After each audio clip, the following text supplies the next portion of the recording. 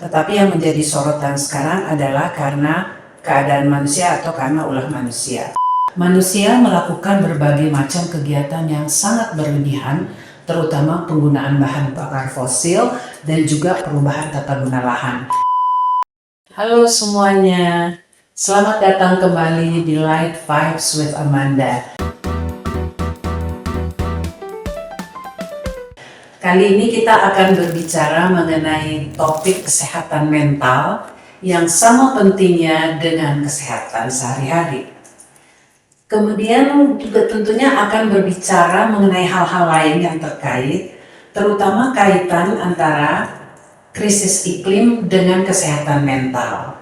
Ada beberapa narasumber di sini, ada Rangga, generasi muda yang akan juga berbicara, dan juga narasumber ahli kami tentunya Dr. Yofi.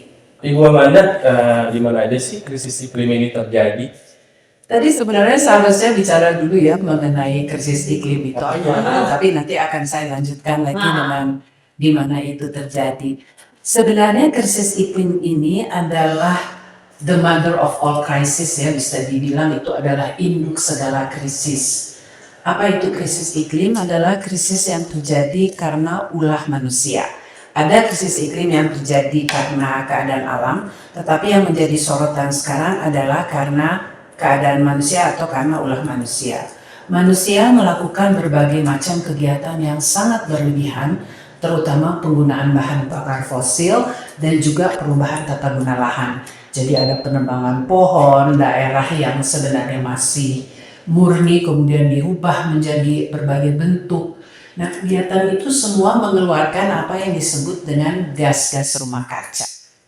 Itu kemudian menutupi lapisan atmosfer di bumi. Jadi secara mudahnya bumi itu dilapisi oleh selimut yang terdiri dari gas-gas rumah kaca tadi. Nah, dalam keadaan umum sinar matahari masuk ke bumi melewati selimut bumi tadi itu, dan memang penting karena harus menghangatkan bumi. Kalau tidak, buminya menjadi sangat panas. Maka banyaknya kegiatan manusia tadi, gas-gasnya makin banyak, selimut buminya itu menjadi makin tebal, sehingga matahari yang masuk akan sulit keluar lagi ke ruang angkasa. Jadi buminya makin panas. Ketika buminya makin panas, apa yang terjadi? Terjadilah perubahan iklim, terjadilah krisis. Maka krisis iklim ini disebut sebagai krisis global, sehingga solusinya juga harus secara global untuk menanggulanginya. Tadi yang disebut ya, krisisnya ini adalah krisis global, terjadi di mana-mana, sehingga semua juga harus berusaha menanggulanginya. Nah, sebenarnya bukan hanya anak muda, semua pemangku kepentingan, apakah dia perempuan, apakah dia pejabat, apakah dia orang dewasa dan lain sebagainya, sebaiknya seharusnya harus bersikap. Meskipun juga tentu ada komplain, kami yang berbuat bukan kami, kenapa harus kami yang mencoba mengatasinya. Tapi kemudian semua sepakat, dan generasi mudanya juga sepakat bahwa kami harus juga berbuat sesuatu karena ini masa depan kami juga. Tapi kemudian tentunya tidak berdiri sendiri, tetapi juga dengan berbagai pihak. Dan biasanya anak muda ini kan mempunyai kegiatan yang menyenangkan ya. Jadi tidak terlalu serius, sainsnya harus begini dan sebagainya. Jadi ada joyful activities atau aktivitas yang menyenangkan yang bisa mereka lakukan, dan biasanya dibalas kan dilipat. Nah, sebetulnya kita bisa melihat dari beberapa sisi. Jadi kalau misalnya ada efek langsung dan tidak langsung. Langsung itu mungkin ketika krisis iklim ini akhirnya membuat perubahan di dunia. Misalnya suhu terlalu panas, itu juga bisa meningkatkan stres karena badan tuh cenderung lebih rileks kalau agak dingin suhunya. Jadi dianggap oh ini sebagai suhu stres nih. Tapi ada juga yang namanya emang tidak langsung. Nah, efek tidak langsung itu ketika merubah kehidupan. Merubah kehidupan, tatanan kehidupan dari dalam pekerjaan misalnya ya, ada lingkungan yang hilang misalnya, ada makanan yang berubah. Seperti tadi, ada hubungan langsung dan tidak langsung. Cuma memang gini, menurut saya dampak correct me if I'm wrong ya Bu ya, nanti kalau krisis lingkungan itu kan, krisis iklim ini kan akhirnya mempengaruhi dampak lingkungan sendiri.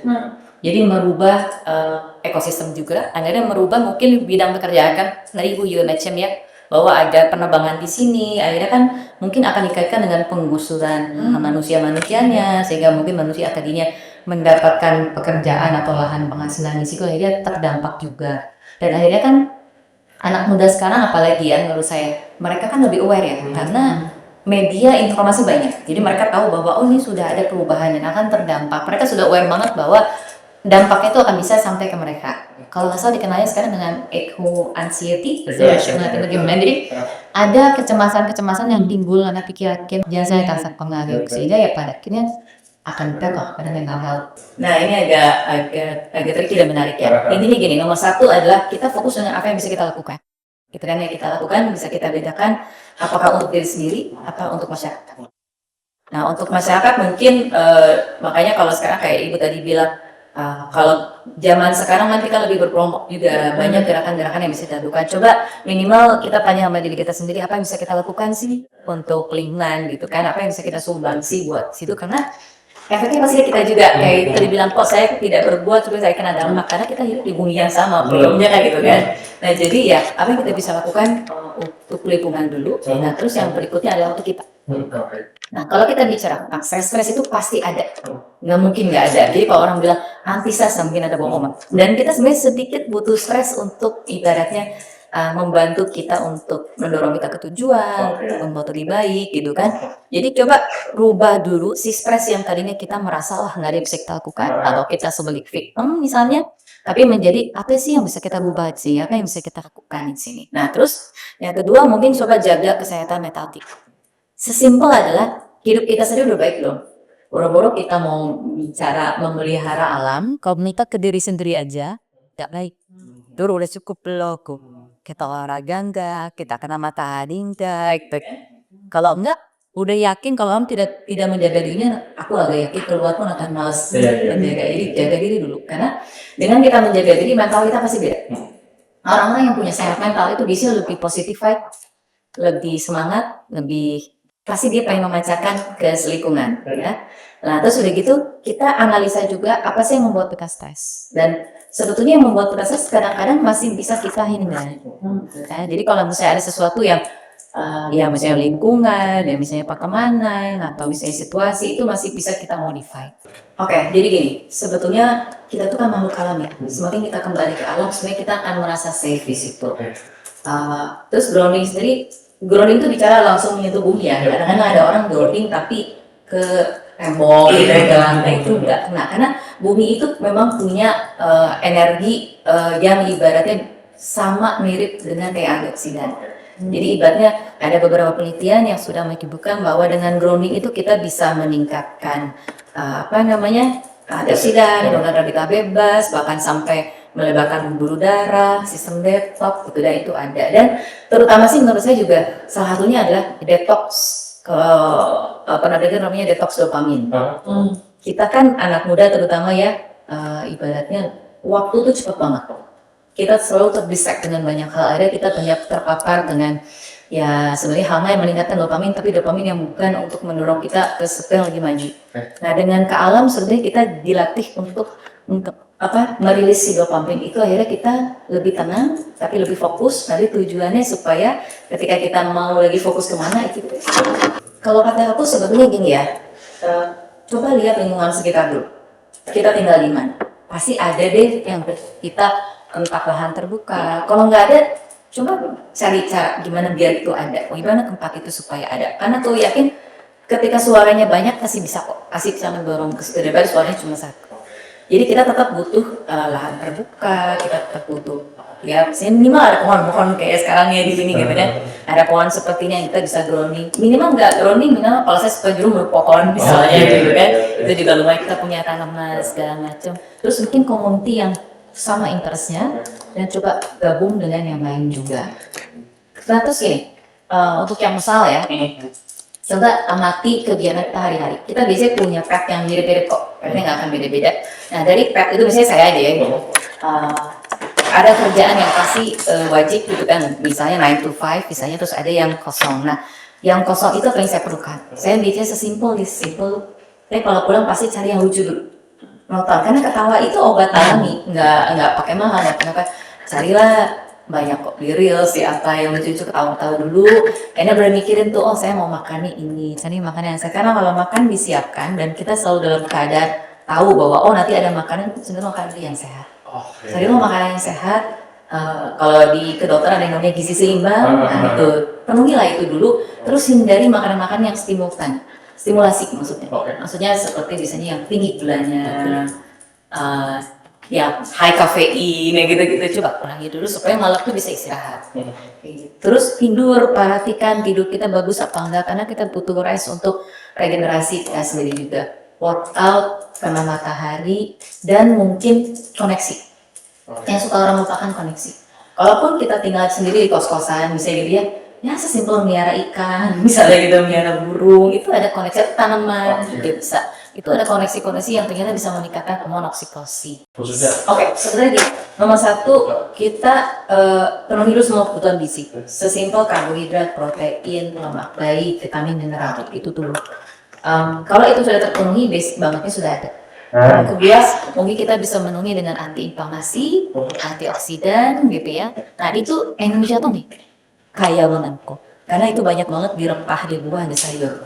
Suka nggak kita makan buah dan sayur? Biasanya kan enggak ya, carinya pasti yang cari enak. Makan tuh cari enak ya. Coba dirubah pikirannya, jangan cari enak, tapi apa yang cari badan butuhin. Sama kayak ke lingkungan, apa yang lingkungan butuhin, kan seperti itu. Nah, nanti terbentuk seperti semua. Jadi nggak ada gini ya. Aku juga kalau ditanya makanan apa yang paling bagus buat otak? Ya, oke, kalau kita bicara misalnya kayak lemak baik misalnya ya. Tapi itu nggak akan berpengaruh kalau fondasinya nggak ada. Sifat sehat jiwa sempurna itu ya? Ya, kalau dulu itu sekarang jadi bisa. Oh iya. Jadi seimbang nggak usah. Jadi biasanya kami yang bergerak dalam bidang perubahan iklim, lingkungan hidup, keberlanjutan itu selalu melihat, oh ini masalahnya, kita harus melakukan hal ini itu untuk menjaga bumi, untuk melindungi bumi. Tapi ternyata yang dikatakan oleh Dr. Yosi tadi itu penting sekali. Jadi kita harus balance memang ya. Ada istilahnya tuh we cannot pour from an empty cup. Kalau gelas atau cangkirnya kosong kan kita tidak bisa tuang makan apapun. Jadi itu harus kita isi dengan dasar-dasar kesehatan mental tadi yang dikatakan oleh Dr. Yofi. Memang itu luar biasa sekali. Makasih ya dok. Ya saya juga jadi mulai mikir lagi. Karena biasanya kita terlalu fokus di jaga bumi, tapi diri kita tidak dijaga kan. Jadi mulai dari diri sendiri. Nah kemudian ada pesan singkat sebenarnya yang mau saya coba sampaikan. Tadi juga Dr. Yofi sudah mengatakan kita bisa berbuat apa. Nah kalau dari sisi teknis perubahan iklim ini, bagaimana sih kita menyikapinya? Hal-hal kecil banyak yang bisa kita lakukan dan itu sudah banyak tersebar. Seperti kan sekarang sudah mulai banyak yang bawa tumbler, kemudian juga tidak menggunakan kantong plastik sekali pakai, hemat energi dan lain sebagainya. Kalau Google atau lihat di ChatGPT aja ya banyak sekali cara-cara yang bisa kita lakukan. Tapi lalu actionnya bagaimana? Kita berperan sebagai apa? Nah tadi Dr. Yofi juga sudah mengatakan kita carilah ya teman-teman yang sepemikiran gitu yang like-minded. Dalam hal ini kalau apa yang biasa kami lakukan itu kita bisa menjadi content creator kalau mau misalnya, bisa menyelenggarakan acara, bisa terlibat dalam sebuah acara, bisa menulis untuk koran dan lain sebagainya, juga bisa membantu misalnya apa coba pemerintah, anggota DPR, dengarkanlah kami generasi muda. Sino saya udah netral. Jadi mengajak gitu ya kita semua untuk berbuat, lalu juga bisa menjadi mentor gitu ya untuk anak-anak muda. Dan yang menarik untuk menyikapi krisis iklim ini, Anda tidak perlu menjadi ilmuwan, tidak perlu menjadi pejabat, ahli dan lain sebagainya. Karena ini kan masalah global dan banyak hal-hal yang kita bisa lakukan bersama. Memang kesehatan mental itu masih baru, terbilang baru lah kalau di Indonesia. Kalau di luar sih udah aware ya orangnya. Jadi kadang-kadang orang itu masih merasa tabu untuk ibaratnya nggak hanya di kesehatan mental, di kesehatan fisik pun ya. Please consider ini, your life is matter. Tuhan itu tidak mungkin menciptakan orang tanpa guna. Pasti kita tuh ada peran, dan ingat ada efek domino di situ. Jadi apapun yang ibaratnya kita rasakan itu ibaratnya pasti bersumber dari sesuatu, kan? Dan lihat efeknya dari yang kita rasakan, dari yang ibaratnya kita alami sehari-hari, berefek apa terhadap kehidupan kita. Kalau dirasa mengganggu, sudah mulai ada perubahan dalam hidup kita, itu harus consider untuk seek for help, at least ngobrol. Sama nggak sama teman misalnya gitu kan, kita kan butuh perbandingan kadang-kadang, ini valid nggak sih gitu kan, atau ini apa nggak sih. Kalau misalnya memang susah, sekarang banyak banget tools, atau misalnya kita bicara website, kita bicara apa yang online, ketemu ngobrol aja dulu, dimulai dulu, dibuka dulu sedikit itu ada. Daripada nggak sama sekali. Apapun yang kita rasakan jangan digambarkan sebagai apa yang kita rasa sebagai keseluruhan hidup kita, tidak, tapi jangan diabaikan juga. Gitu. Untuk berbuat sesuatu itu kadang-kadang tanpa dana juga bisa gitu ya. Apalagi kalau kita bermain dengan sosial media, it's just a click away. Jadi jangan merasa bahwa ini sesuatu yang susah dilakukan. Karena banyak sekali hal yang bisa dilakukan, dan juga ini masalahnya kan ini masalah global ya. Jadi kita juga harus terkoneksi dengan teman-teman di luar negeri. Jadi bukan hanya di daerah kita sendiri, meskipun kita harus memahami gitu ya, daerah kita masalahnya apa, solusinya apa, dan lain sebagainya, tapi juga harus terkoneksi, terutama juga dengan generasi muda, sehingga timbul ide, inspirasi untuk berbuat sesuatu tanpa terlalu membebani. Tentunya tergantung passion, kemampuan, dan lain sebagainya. Kita harus berbuat lah sesuatu. Lebih aktif lagi ya untuk ya. Jadi terima kasih udah menonton Light Vibes with Amanda. Kalau ada di teman terdekat atau orang-orang terdekat kesayangan kalian yang punya masalah, jangan takut buat mencari pertolongan atau bantuan. Info hotline kesehatan jiwa juga akan ditampilkan di layar. Jangan lupa like, share, subscribe. Terima kasih.